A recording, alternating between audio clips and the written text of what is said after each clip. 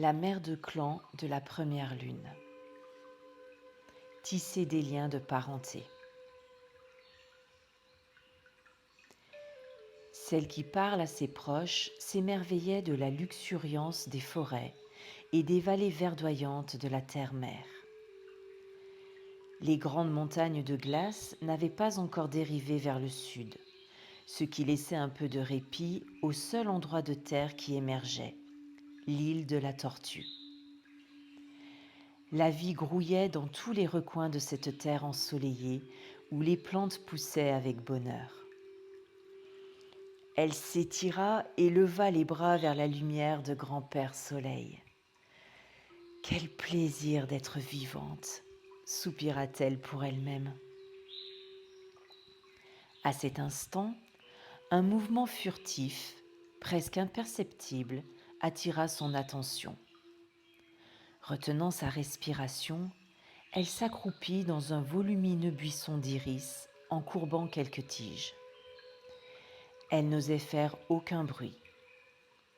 Elle resta ainsi, au calme, jusqu'à ce que son corps n'émette plus aucun rythme qui puisse être perçu. Elle ne voulait pas déranger les habitants de cette vallée boisée, ni les empêcher de s'adonner à leurs occupations quotidiennes, qui les menaient sans doute au ruisseau, un peu plus bas sur sa gauche. Cela lui faisait plaisir d'attendre pour voir quel animal allait se montrer. Qui donc avait produit ce bruissement dans les fourrés ?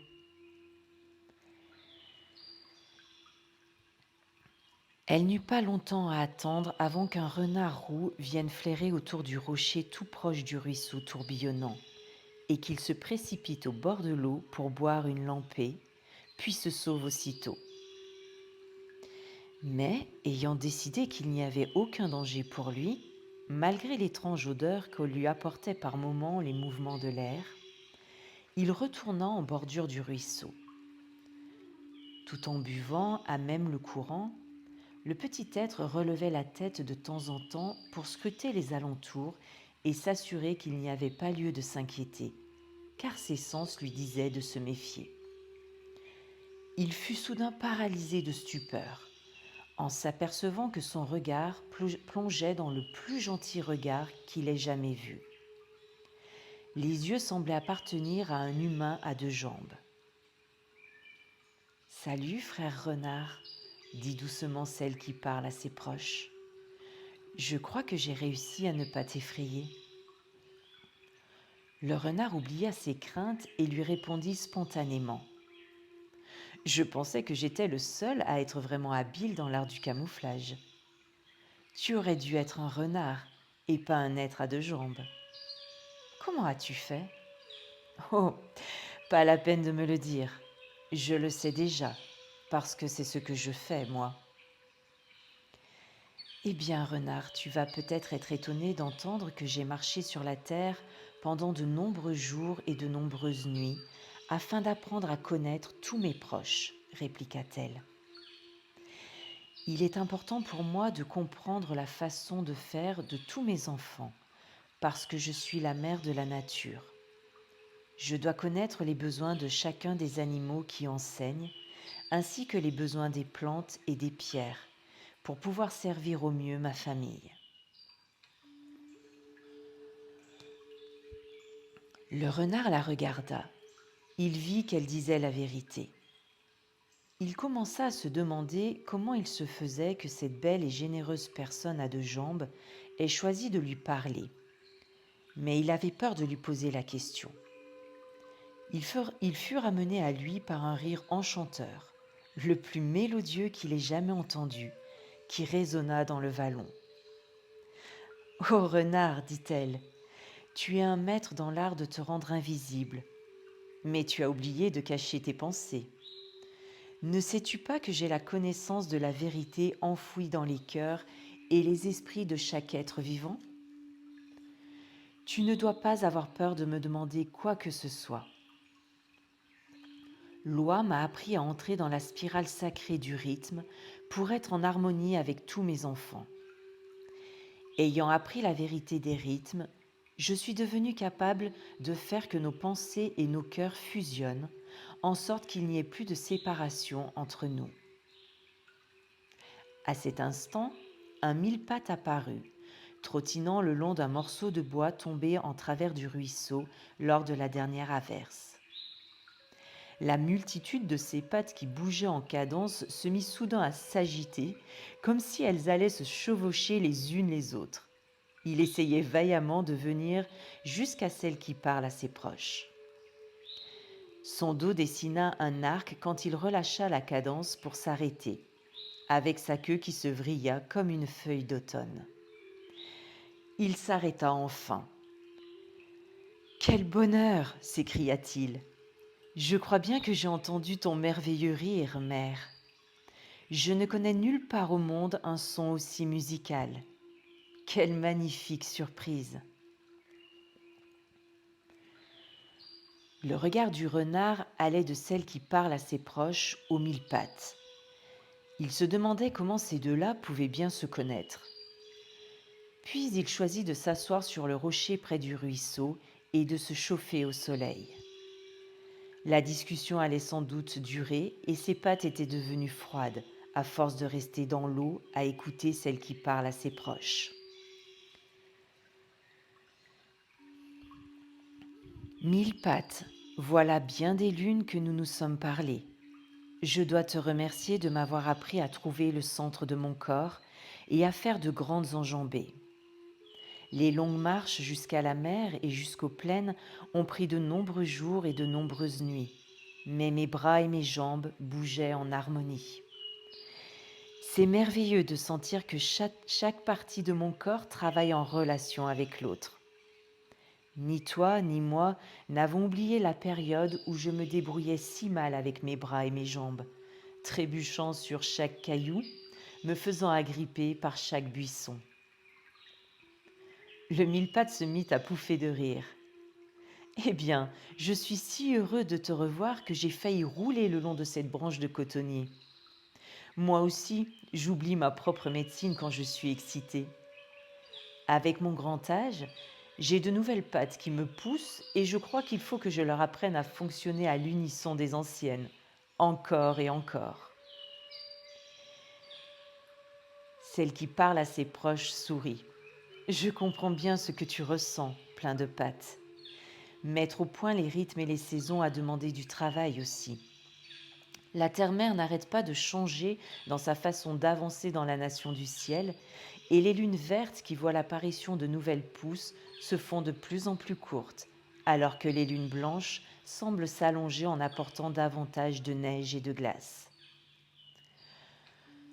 Le renard intervint pour demander « Est-ce que c'est pour cette raison que tant d'animaux des steppes viennent par ici ?»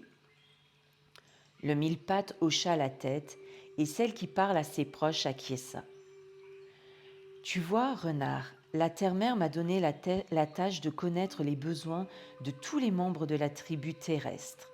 Je peux ainsi l'aider dans sa recherche de la façon juste de traverser la nation du ciel. Finalement, il y aura 4 saisons et 4 vents du changement qui aideront chacun de nous à trouver des rythmes harmonieux.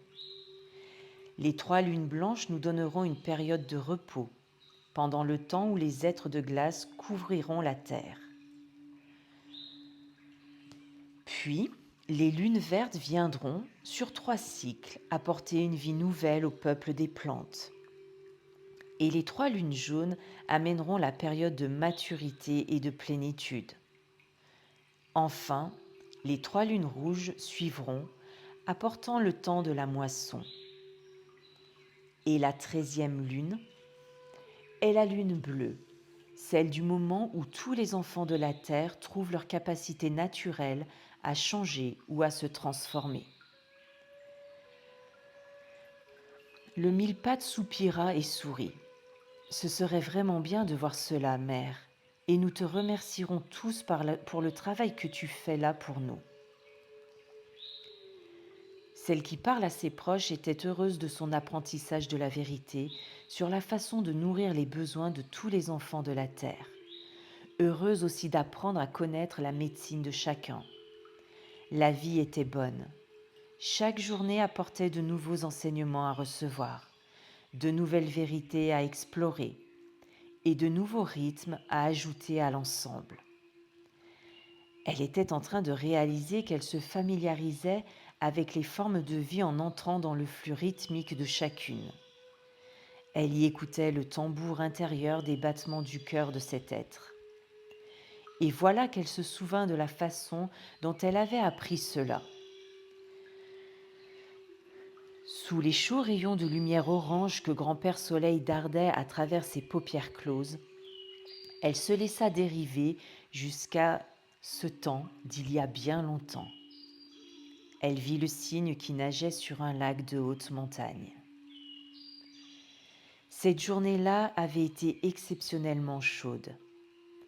Celle qui parle à ses proches avait conversé avec le geai bleu, qui lui donnait alors son enseignement sur les médecines et talents du peuple qui se tient dressé, le peuple des arbres.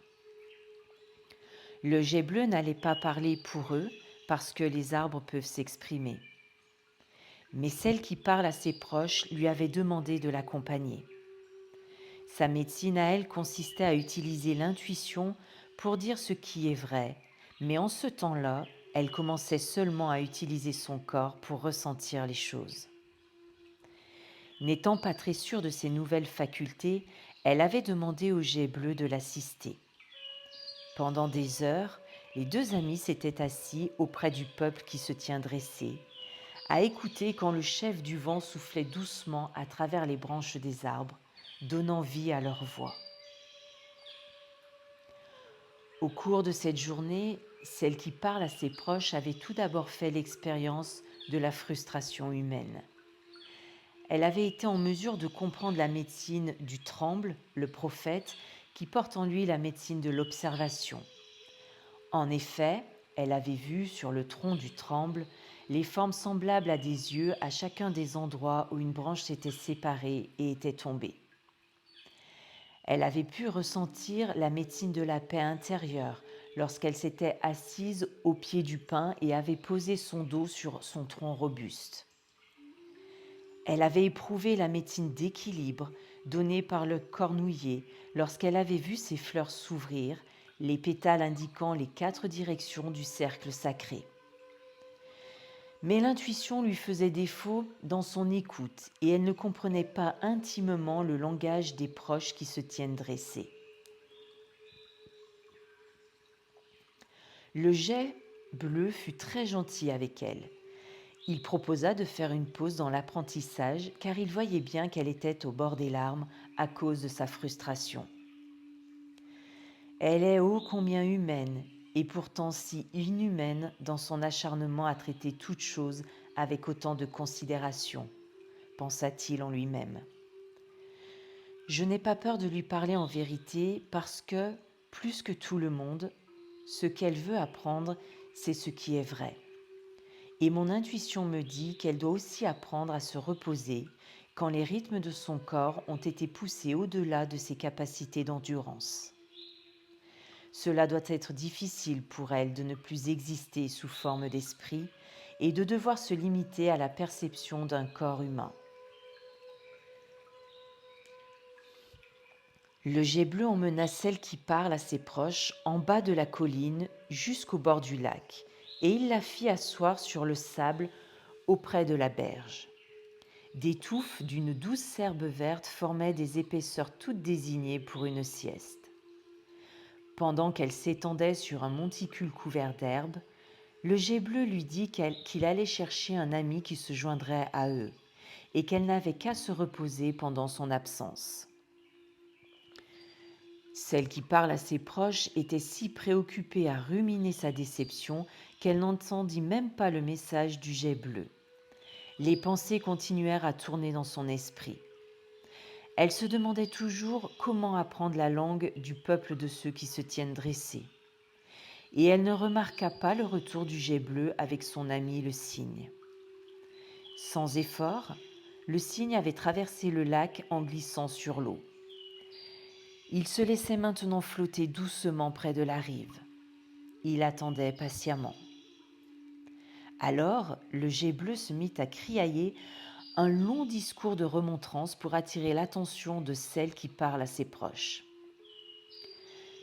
Dis-moi, cygne, nous pourrions la pousser dans le lac pour lui laver la tête de toutes ses frustrations, ou bien demander à l'autruche de creuser un trou dans le sable où tous les trois nous pourrions enterrer sa tête, piailla-t-il, sans provoquer pourtant la moindre réaction chez celle qui parle à ses proches. Le jet bleu aperçut l'autruche plus bas sur la rive et il l'appela. Pendant qu'elle trottinait vers eux, il continua sa tirade moqueuse. Ça y est, voilà l'autruche. Elle va te montrer comment enfouir ta tête dans le sable plutôt que dans d'inutiles insatisfactions, lança-t-il suffisamment fort pour que l'autruche l'entende. Celle qui parle à ses proches restait perdue dans ses pensées agitées, cependant que l'autruche s'avançait maintenant d'un pas nonchalant en haussant les épaules et en se demandant quoi faire de cette jeune femme perturbée. Le cygne continuait d'attendre patiemment, mais le jet bleu et l'autruche étaient bien résolus à capter l'attention de la jeune femme. Avec un petit rire de conspirateur, le jet bleu vint se poser à côté d'elle sur un morceau de bois échoué, et l'autruche se pencha pour donner un petit coup de bec sur le nez de celle qui parle à ses proches. Celle-ci poussa un cri, non pas de douleur, car l'autruche y était allée très doucement, mais de surprise, à cause du choc de découvrir soudain, et de si près, deux yeux, les plus énormes qu'elle ait jamais vus, avec leurs lourdes paupières plissées. Tout le monde éclata de rire, sauf elle, muette de stupéfaction. Le jet bleu en déduisit ouvertement qu'elle était sans doute muselée par ses propres ruminations. Le cygne lui répondit que l'autruche, dont la médecine est comment interagir avec les autres à travers la communication, pouvait lui donner un coup de pouce, sinon un coup d'aile, à présent qu'ils avaient l'attention de celle qui parle à ses proches. Chaque commentaire provoquait de nouveaux éclats de rire jusqu'à ce que la jeune femme se rende enfin compte du ridicule de la situation et se joigne à eux. Au milieu des vagues de fou rire, l'autruche lui expliqua que, lorsque les autres ne communiquent pas clairement ou qu'ils agissent d'une façon qui ne prend pas chacun en compte, elle aussi a tendance à cacher sa tête. S'il arrive qu'une personne se trouve à l'écart d'un groupe, l'autruche va l'imiter quand elle refuse d'entendre les idées des autres en enterrant sa tête dans le sable jusqu'à ce que quelqu'un la remarque. En général, la personne s'en rend compte par elle-même lorsqu'elle a sous le nez le postérieur de l'autruche qui pointe en l'air, ce qui lui donne une idée de ce que l'autruche pense. Mais, dans le cas présent, l'autruche n'avait pas eu besoin d'enterrer sa tête parce que celle qui parle à ses proches l'avait déjà ensevelie sous ses propres frustrations.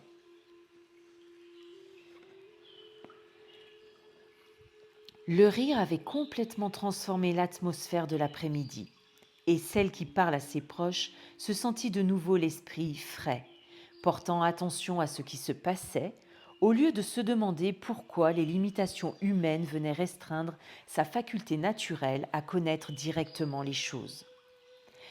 Elle était en train d'apprendre comment utiliser les sens humains, et rire lui faisait du bien. Ça montait à ses lèvres et faisait gigoter son ventre. Son cœur goûtait la chaleur de l'amitié et sa peau frémissait sous les éclaboussures de l'eau que les ailes du cygne faisaient gicler dans l'animation du moment. Elle considéra qu'il était bon de ressentir les plaisirs du corps. Elle était heureuse d'être vivante.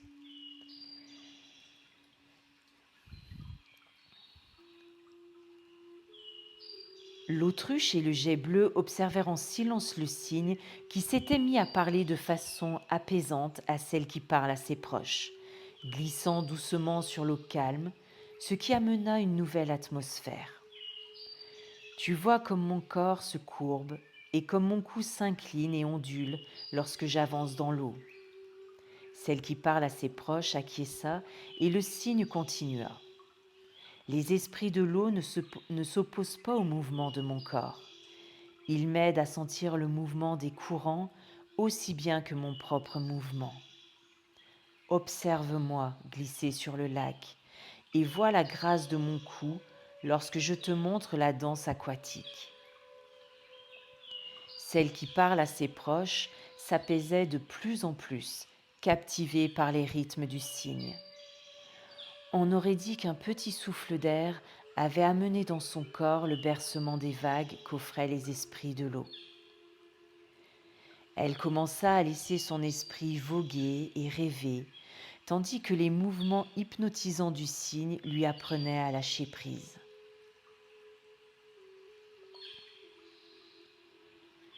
Quand elle s'éveilla de ce rêve, elle avait compris comment apprendre le langage de chaque chose vivante.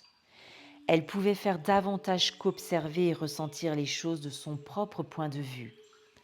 Elle avait appris à s'en remettre à l'espace sacré tout autour d'elle et à s'abandonner à son point de vue sacré.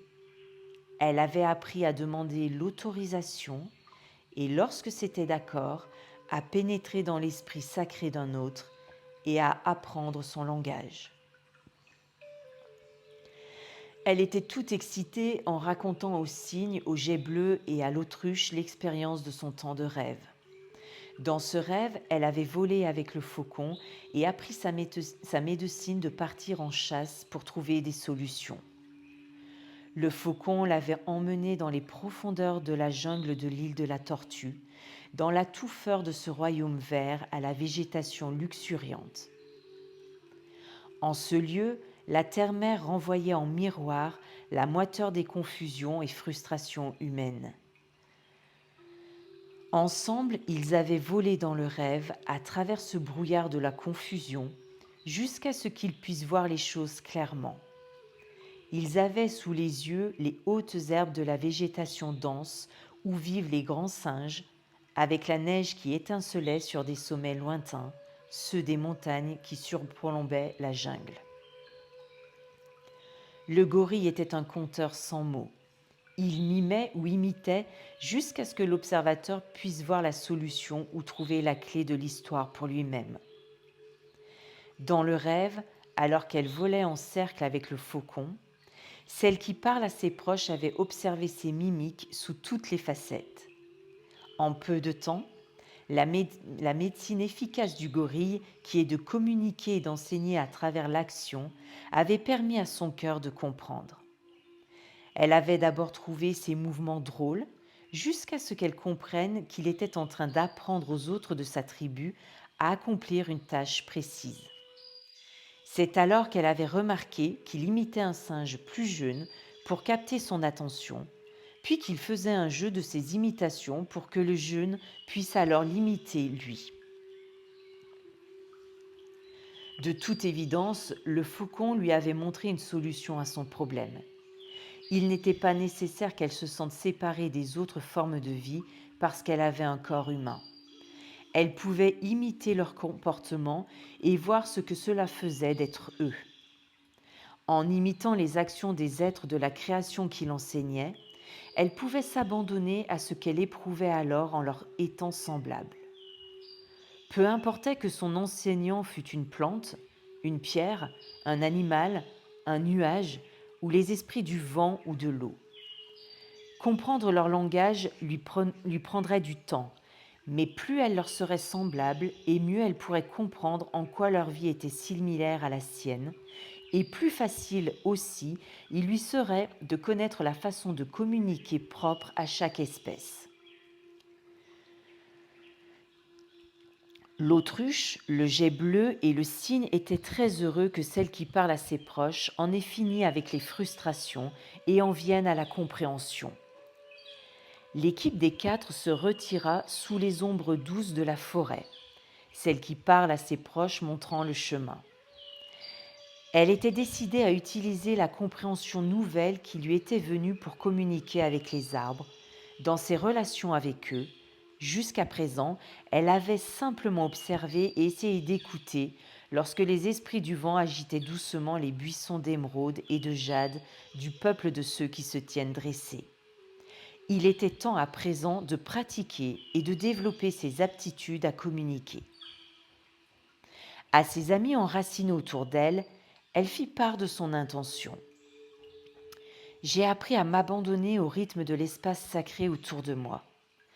À présent, si vous êtes d'accord, j'aimerais devenir semblable à un être qui se tient dressé. dit-elle. L'être d'un vieux pin laissa tomber une pomme de pin qui roula à ses pieds, comme une offrande d'amitié. Elle accepta le cadeau avec plaisir. Elle s'agenouilla pour creuser un trou dans le sol tendre couvert d'aiguilles de pin et y enterra ses pieds jusqu'aux chevilles. Puis elle se dressa fièrement et leva ses bras comme des branches vers les rayons du soleil qui filtraient à travers l'épaisseur verte de la forêt. Le silence enveloppa tous ceux qui étaient rassemblés là, tandis qu'elle fermait les yeux et devenait un arbre humain. C'est alors qu'elle entendit les voix du peuple de ceux qui se tiennent dressés, qui s'élevaient de leur cœur de bois et parlaient aux siens. Notre langage est d'entendre par le cœur, pas avec les oreilles. Nous parlons de tout ce que nous voyons dans un lieu, car nous sommes les observateurs silencieux de la terre. Nos racines plongent profondément dans le puits d'amour du sol de la terre-mère, et nos branches s'élèvent plus haut chaque jour pour chercher la lumière du grand Père Soleil. Nous sommes le vivant équilibre entre la terre-mère et le ciel Père, entre féminin et masculin, recevoir et donner. De toutes les formes de vie, nous sommes les plus proches de la constitution des êtres humains parce que nous leur montrons comment honorer l'équilibre entre le ciel et la terre à l'intérieur d'eux-mêmes. Nous leur montrons à travers l'exemple comment être des observateurs silencieux de la vie, comment se tenir grand et comment donner et recevoir.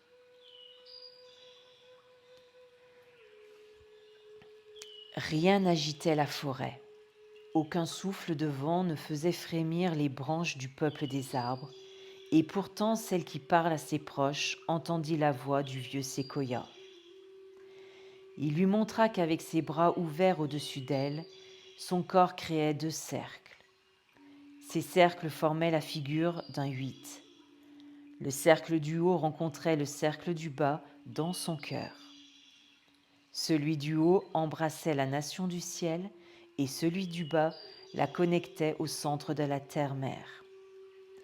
C'était comme si elle se tenait au sommet d'un cercle et tenait l'autre cercle au-dessus d'elle, son corps réalisant la connexion ou le croisement des deux.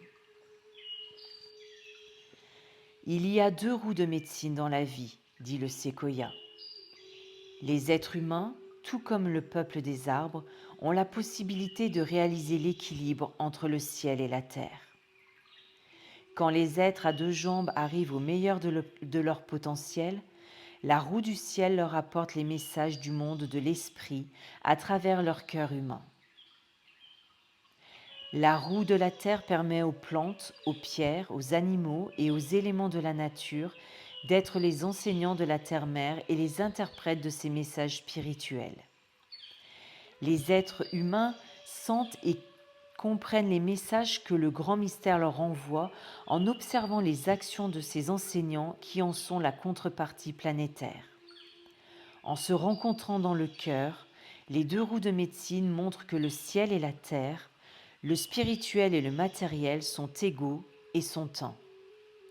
Vois-tu, la seule véritable limitation de l'être humain vient lorsque son cœur est fermé. Lorsque le cœur est ouvert, toute la création devient accessible et compréhensible.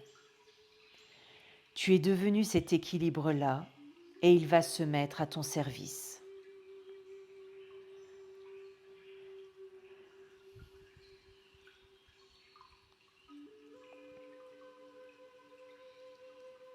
Le souvenir de ce temps et des enseignements reçus emplit le corps de la mère de la nature d'un sentiment de chaleur, la ramenant doucement au moment présent.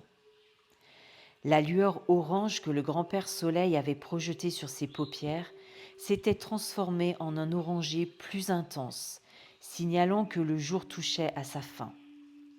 Elle pouvait entendre la truite sauter pour gober des mouches dans le petit ruisseau mélodieux. Elle pouvait humer les premières effluves du jasmin qui ouvrait ses fleurs la nuit et savourer la fraîcheur humide qui s'élevait des pierres au bord du ruisseau. Dans son esprit, les images de ces transformations dansaient au milieu de centaines d'autres perceptions. Elle pouvait entendre le petit ronflement du renard qui s'était endormi et le grattement des nombreuses pattes du mille-pattes sur le tronc du cotonnier. Oui, pensa-t-elle, j'ai vraiment appris. La vérité me parle maintenant de 1000 façons, à travers tous les sens de mon corps, mon cœur, mes pensées et mon esprit. Je peux ressentir les rythmes des pas des animaux sur le sol quand ils approchent de l'eau pour boire à la tombée du jour. Je peux sentir la lumière des étoiles avant même qu'elles viennent trouer le manteau pourpre de la fin de soirée. La vie m'envoie des flots de sensations au plus profond de mon ventre avec chaque changement de rythme autour de moi. Et je ressens ces changements à l'intérieur de moi, car je suis une extension de tout cela. Gardant les yeux clos, celle qui parle à ses proches toucha doucement et paisiblement un être de pierre qu'elle avait attaché autour de son cou par un lien. La pierre était naturellement trouée grâce à l'érosion de l'eau qui avait coulé sur elle pendant de nombreux jours et nuits. Le nom de cet être de pierre était Onéo ou chanson. Cette pierre de médecine était spéciale. Elle n'arrêtait pas de chanter pour lui rappeler tout ce que son cœur avait éprouvé et tout ce dont elle avait fait l'expérience, la ramenant à l'histoire qu'elle était en train de créer avec sa propre vie. Le trou naturel dans le corps d'Onéo était le signe que cette pierre était une pierre de protection. Étant donné que ce trou avait été fait par l'eau, la pierre aidait celle qui parle à ses proches à rester en contact avec ses sentiments et à être consciente d'un éventuel danger. Dans le corps de celle qui parle à ses proches, il y avait les mêmes minerais que ceux qui constituaient les pierres. Onéo l'aidait à rester en harmonie avec le battement de cœur de la terre-mère. Le peuple des pierres, qui porte la mémoire de l'histoire de la terre, lui fut d'un grand secours lorsqu'elle apprit leur langage. Dans ses explorations, elle en était arrivée à comprendre les aspects des pierres de la même façon que le langage des arbres. Grâce au peuple des pierres, elle put savoir que toutes les forces de la nature ont des cycles et que ces cycles participent à la croissance générale. Elle avait acquis la faculté de revoir l'histoire de tout ce qui s'était passé sur Terre et l'évolution naturelle de chaque chose lui était montrée telle que les pierres en avaient gardé la mémoire. Leurs cousins de la mer, les coquillages, lui avaient enseigné à écouter le rythme des marées et des cycles de son propre corps. Le peuple des nuages lui avait montré les visages et les formes de toutes les choses dans la nature. Lorsque l'un des enfants de la terre était en danger, le visage de celui qui appelait à l'aide se formait dans les nuages. Devant elle, les chefs de clan de l'air, de la terre, de l'eau et du feu s'étaient mélangés puis séparés pour lui montrer les forces créatrices à l'œuvre dans la nature. Avec ce système de connaissances fermement ancré dans son cœur, celle qui parle à ses proches fut capable de commander au temps qu'il apporte des pluies bienfaisantes ou qu'il fasse jaillir des flots de lave pour maintenir l'équilibre nécessaire sur la planète. Apprendre la vérité est une aventure sans fin ainsi qu'une source constante de satisfaction, songea-t-elle. C'est une bénédiction pour moi d'avoir cette soif d'apprendre, la joie de découvrir et le désir de servir ma parenté. J'ai appris le langage de chacun de ceux qui constituent la tribu terrestre. Chaque jour, je découvre une façon de prendre soin et d'avoir de la compassion qui me permet d'apprendre davantage. La vie crée toujours plus de vie et c'est pourquoi je vais continuer à célébrer les leçons que j'ai apprises pour pouvoir les partager avec tous mes enfants et pour toujours. Celle qui parle à ses proches vit que doucement le jour venait de passer le calumet à la nuit. Le bol de médecine étoilé du ciel de la nuit montrait un quartier de lune et les bêtes nocturnes commençaient à fureter. Le mille-pattes et le renard avaient fidèlement attendu que celle qui parle à ses proches sortent de son profond silence. Il n'avait pas bougé d'un poil. La lumière bleue argentée de grand-mère lune jouait sur les crêtes qui ondulaient à la surface de l'eau, dans le berceau de la petite crique, et les esprits de l'eau murmuraient au passage leurs chansons du soir. Quand celle qui parle à ses proches s'adressa à ses amis, elle murmura : « Cela me fait plaisir que vous m'ayez attendu, les enfants. Pendant mon silence, je me suis souvenu de tant de choses que j'avais apprises à propos des vérités présentes dans chacune des existences qui font partie de la création. Et je me suis rappelé que je peux apprendre bien davantage encore dans notre monde en perpétuelle évolution. » Le mille-pattes fit une boule de son petit corps et roula le long de la branche jusqu'à celle qui parle à ses proches. « Mère, peut-être ta sagesse grandissante est-elle semblable à mes pattes qui se multiplient ? Peut-être qu'il me pousse de nouvelles pattes parce que je deviens plus âgé et plus sage. Je suppose que chacun de nos proches a une façon bien à lui de mesurer le chemin qu'il accomplit dans sa vie sur la bonne route rouge. » Celle qui parle à ses proches répliqua : « Oui, mille-pattes, nous avons tous notre façon unique d'acquérir de la sagesse, mais notre façon de partager notre langage et notre compréhension des choses est la clé de notre croissance commune en une famille planétaire. » Le renard se mit à rire et fit bouger ses moustaches avant d'intervenir. « Voilà une clé que je comprends, mère. Le renard est le protecteur de la famille planétaire parce que personne ne peut apprendre les médecines et les langages de la nature s'il ne peut voir ce qu'il a juste sous les yeux. Toute la sagesse reste camouflée, comme moi, tant que les gens croient dans le monde invisible, qui ne devient visible que lorsqu'ils ouvrent leur cœur à la compréhension et à l'apprentissage de la vérité. » La mère de clan du premier cycle lunaire sourit. Être la mère de la nature signifiait qu'elle pourrait suivre tout ce qui lui viendrait naturellement. À cet instant, son cœur était si plein d'amour qu'il était naturel qu'il déborde pour se répandre sur le monde et qu'elle fasse savoir aux enfants de la terre qu'ils n'étaient pas oubliés et que leurs besoins seraient satisfaits. Celle qui parle à ses proches avait appris la vérité concernant le fait d'être dans un corps humain. C'était au tour de ces enfants humains de le découvrir pour eux-mêmes. Chaque fois qu'un individu à deux jambes ouvrirait son cœur ou apprendrait ce qui est vrai au sein de la famille planétaire, elle serait là pour l'enseigner. Quand ceux de la tribu humaine ouvriraient leur cœur avec respect à toute chose vivante, elle serait là pour veiller à ce qu'ils prennent soin d'eux-mêmes en se respectant et qu'ils se considèrent les uns les autres avec bienveillance. Et lorsque les cycles des saisons apporteraient des souffrances à la race humaine, elle serait l'onguent guérisseur présent dans le monde de la nature autour d'eux. Le monde intangible de l'esprit, qui réside dans le monde tangible, attend d'être découvert. Ces enfants humains seront les derniers à réaliser ces vérités. Elle fut réjouie de savoir que l'arrogance humaine fondrait un jour jusqu'à disparaître. Ce jour-là se lèverait lorsque les cycles et les saisons apporteraient des êtres désireux d'abandonner les souffrances et de revenir à leur cœur comme à leur véritable maison. « Oui, la vie est bonne, » souffla-t-elle dans la nuit remplie d'étoiles, juste assez fort pour que ceux dont le cœur était ouvert puissent l'entendre.